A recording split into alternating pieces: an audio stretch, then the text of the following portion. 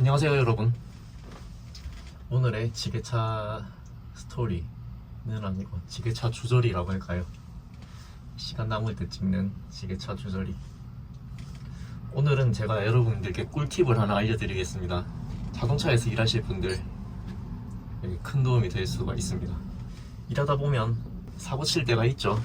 사고 쳤을 때 짬시키는 방법 알려드리겠습니다. 어디 가서 말하고 다니면 안 되는 그런 꿀팁인데, 자, 먼저 자재든 제품이든 자체 용접 라인이 가장 많으니까 자체 용접 라인에서 제품을 하나 포크로 찍어서 망가뜨렸다.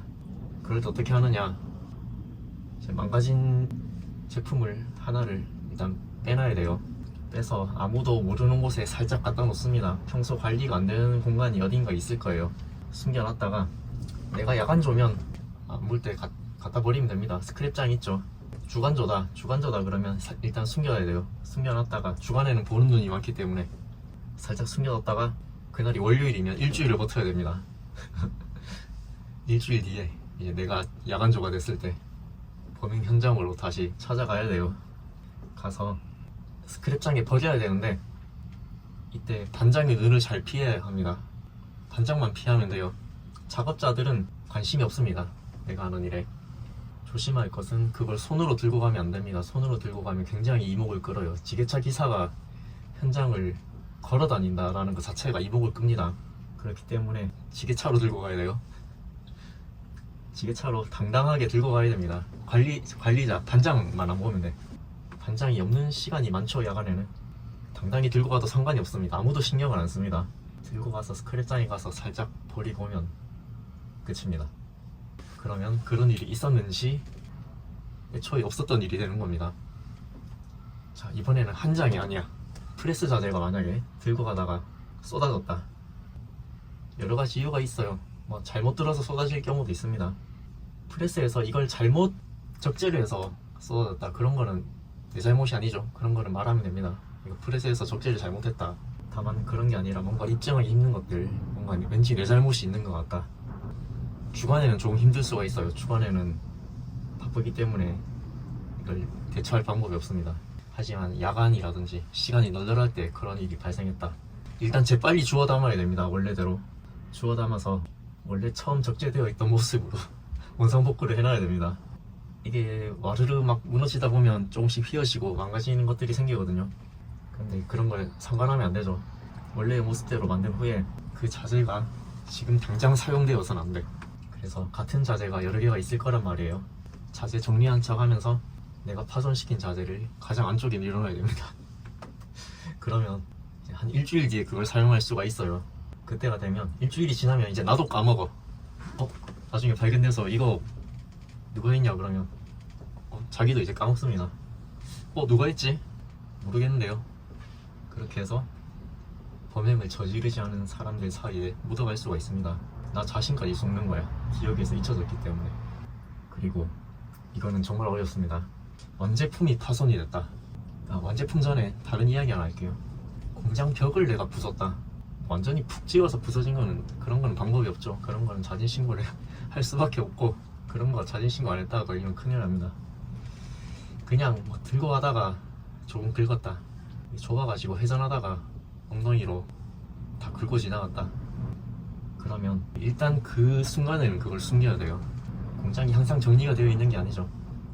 다른 팔레트를, 그게 가려질 만한 팔레트를 거기 있어도 아무도 의심하지 않을 그런 물건을 하나 가져와서 일단 그 흔적을 가려야 돼. 그런 것들이 있어요. 마치 원래 거기 있었던 것 같은 그런 팔레트들이 있습니다. 아주 적합한, 그 장소에 적합한 팔레트가 있어. 그걸로 일단 가려놔야 됩니다. 가려놓고 운이 좋으면 한 달, 두 달 갈 수도 있어요. 한 달, 두 달 있다가 보면 누구나 그 팔레트는 거기에 있는 것으로 이제 인식을 하고 있어. 그러다가 언젠가 그 팔레트를 드러냈을 때 파손된 벽이 나타나죠. 그러면 이제 이렇게 생각합니다. 원래 그랬나? 원래 그랬었나? 여기 원래 깨끗했던 것 같은데 아닌가? 내가 잘못 생각하고 있었나? 자, 그렇게 그냥 유야무야 넘어가죠. 그리고 마지막으로 완제품을 내가 부쉈다. 이것도 이제 통째로 넘어지고 이런 건 방법이 없어요. 통째로 전복시켰다거나 할 때는 아무도 본 사람이 없어도 그거는 무조건 자진 신고를 해야 됩니다. 그거 짬 시켰다가 큰일 나죠. 그런 거 말고 그냥 들고 가다가 포크를 너무 깊게 찔러 넣어가지고 저 앞에 있는 걸 포크로 찍어버렸다, 제품을. 뭐 여러 가지 경우가 있어요. 그러면 이것도 똑같습니다. 일단 그 순간에 발견되지 않아야 되는 게 가장 중요합니다. 그러면 또 완제품 창고에서 시간을 좀 내가지고 제품 정리하는 척, 그러니까 생산 순서대로 좀 정리 좀 해야겠다 하면서 정리를 하면서 내가 파손시킨 제품이 있는 팔레트를 살짝 맨 안에 넣습니다. 이게 그날 출고가 되면 안 돼요. 그날 출고되다가 발견하면 내가 특정이 됩니다. 이거 오늘 만든 거 아니냐. 그렇죠. 그렇기 때문에 최대한 안쪽에 밀어넣어서 출고를 최대한 늦춰야 됩니다. 그리고 일단 그날은 집에 가죠. 다음날 출근해가지고 일하다가 앞에 있는 제품들이 이미 출고가 되고 있고 막 그러면 내가 망가뜨린 물건이 이제 곧 출고가 임박한 시점이 다가옵니다. 그때는 누군가 발견할 수도 있겠지만 그때까지 아무도 발견을 하지 않았다 그러면 내가 먼저 발견을 해야 됩니다. 반장한테 가서 이거 제품 부서진 거 여기 있네요. 이거 제가 봤습니다. 그러면 이제 반장이 이거 또 부숴놓고 아무도 말을 안 했다 하면서 이제 화를 내죠. 그러면서 이거 보니까 야간조에서 만든 시점인데 나는 주간조죠. 타이밍을 잘 맞춰야 됩니다. 내가 보니까 이거 어제 다 출고되고 이거 지금 있는 건 어제 야간에 만든 거잖아. 그럼 야간조가 있겠네. 예, 완벽하죠. 그렇게 해서 야간조에게 덤탱이를 씌우는 겁니다. 그렇게 알리바이를 만드는 거예요. 지금까지 그냥 웃자고 한 이야기입니다.